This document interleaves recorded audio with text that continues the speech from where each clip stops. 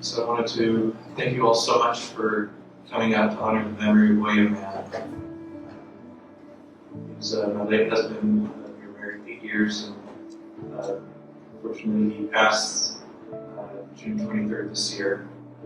He was laid to rest in Brooklyn in the Cedar Dell area of the Greenwood Cemetery. He had a small private service as he wished. It was a very heartfelt ceremony there. We shared thoughts, read a few poems. I sang a song or half cried it When I Get There by Pink, and also said Mourner's Cottage.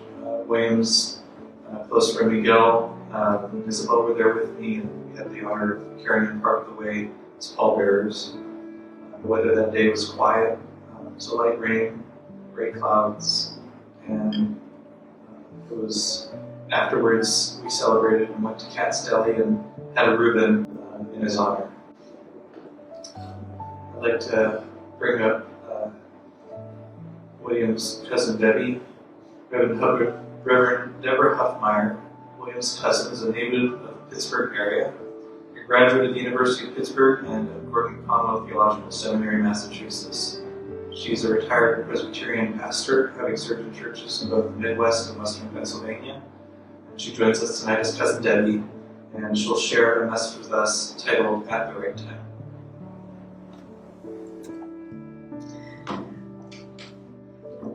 We gather together, many of us strangers to each other, but all of us having been touched by the life of one extraordinary man who we remember now with love.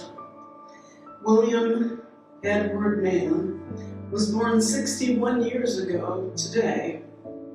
His family was living at that time in a simple home near a small creek out in the country, west of here near Monaca. They were just a stone's throw from a mom-and-pop grocery store that William's great-grandparents owned and operated. I remember that grocery store and the case with the penny candy where the neighborhood kids would gather eagerly and present their pennies and nickels. I remember William's great-grandmother Laura, who ran the store. She was my grandfather's first cousin. And family ties were important to us. William was my third cousin once removed, but we did not know each other back then. I was almost 11 years older than William, and when he was ready to start school, I was just about ready to leave home. Our paths did not cross until much, much later. In time, William's family moved further out into the country, where he grew up in Raccoon Township and graduated from Hopewell High School. From there, he went on to seek his fortune in the world, as the saying goes. And his path led to many adventures. You know of many of those stories, of which I had no part. But William found me one day, not even 10 years ago, when he found my family tree posted on Ancestry.com, and he recognized that there was a connection.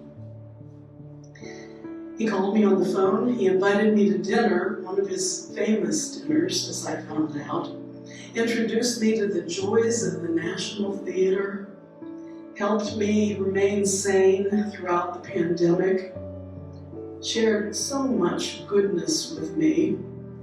And from my perspective, then, he left us far too soon. There has been sharp pain in that loss. But the joy of knowing William far outweighs the grief. I'm so thankful for having known that good soul. I try to focus on the good. There was so much good about William. These words have brought me comfort. They are attributed as having been written by King Solomon, the son of the great King David of ancient Israel.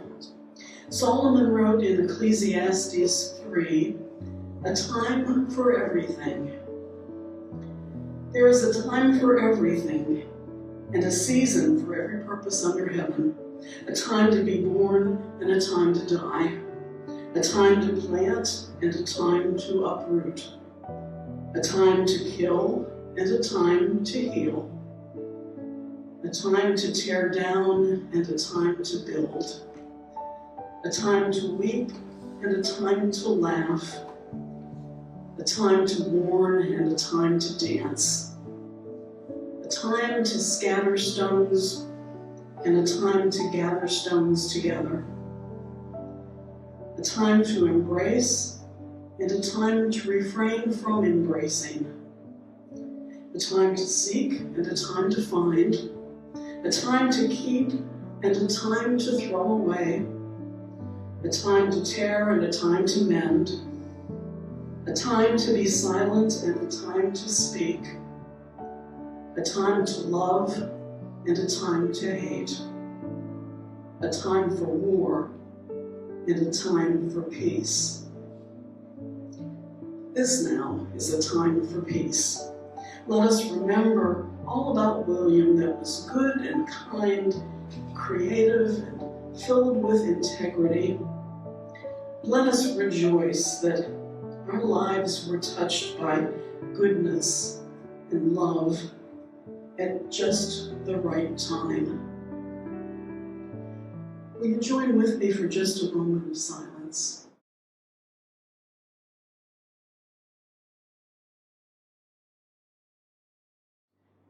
May his memory be a blessing to us all. Thank you.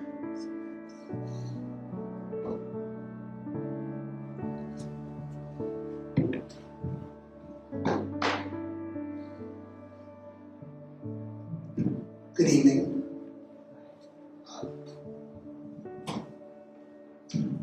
For those of you that don't know me, my name is Ali. I originally was Gonzalo's friend, and I'm going to try to keep the story a little light just because, well, William being yours, funny, I don't know if I've ever actually heard anybody refer to him as that, but I will tell you that he was a man that appreciated a little bit of humor in life. There's not much really a sad variety. So, I first met William when Saul, my effectively little brother, told me he had met somebody he liked and he wanted to introduce me. And then I heard this man is significantly older from Saul. And so I got the big brother, like someone supposed to date your younger sister, is significantly older, and got the claws out and ready to take that honor. And I will be damned if that jerk wasn't the nicest man I'd ever met. Just came in, all sass, and just completely sold me to the point where after I was like, wait a second, I was supposed to be against this guy. Didn't let me do it. As we got more and more friendly, it turned out that William loved the arts. Turned out that Saul does not. So in many ways, I became Saul's surrogate husband when William wanted to do anything cultural. I was often his date for the National Theater show Lives that Cousin Debbie mentioned. Which, by the way, Cousin Debbie, I too was going to quote Cohabit, so you're on notice. You're stealing my thunder there.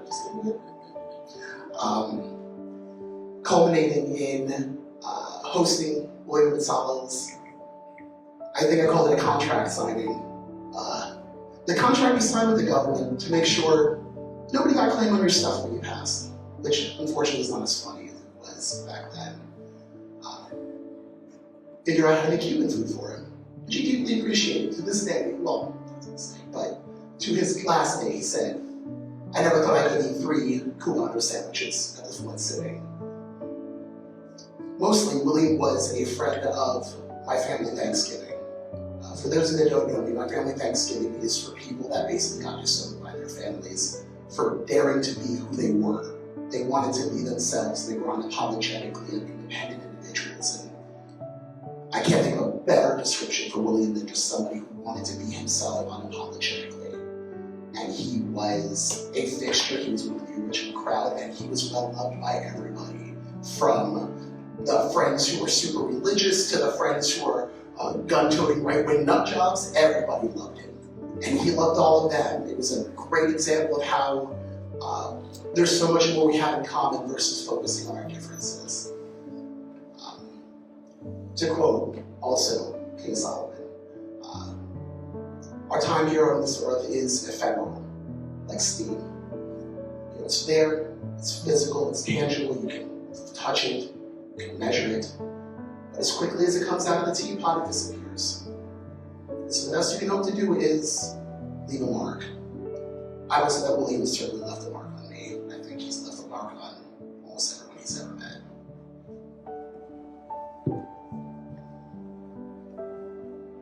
Thanks, Avi. That was really touching. I don't know if I can follow that. But I'm Saul's sister, my brother from another mother. And when William joined our family, it was challenging. I wasn't expecting him to join our family, but he did. And he did with no apologies. And he was bold in the sense that he was willing to enter spaces from Saul's life, Saul's past and Saul's friends, with bravery and without apology. I remember going to Saul's and William's for Thanksgiving. I wore this dress as an homage to that time. William cooked like an incredible dinner. Saul says he loved food. He seemed to love hosting. And his home was always appointed with his most precious and beautiful things that he shared with his guests and with Saul and with us. And I also remember the time we went to the chili cook-off at Shari Torah. And William was unapologetic about being in that kind of space. He was Saul's partner fully. And I introduced them. I said, this is Saul and this is William, Saul's partner. And William didn't say anything in the moment, but when the person I introduced him to passed, he said, it's not like we're business partners. We're husbands. Saul went on a journey on his own before he met William, but when he met William, I feel as if, and married William, I feel as if Saul really stepped into his identity as an adult gay man. And it was hard and it was strange, but I was proud of both of them. And I am proud of the life you built together. You're brave and you were honest with yourself. And for the time that you were together, I feel like William was your partner in that. And I think he brought a new dimension to my life and to our family's life and to our friends' life of acceptance and boldness and individuality and passion. And I'm grateful to have been just even present for that time in your lives together. And I'm proud of you, and I appreciate you having me here tonight. And I hope that there's love in this room for the incredible experience and journey you went on together. And I love you very much.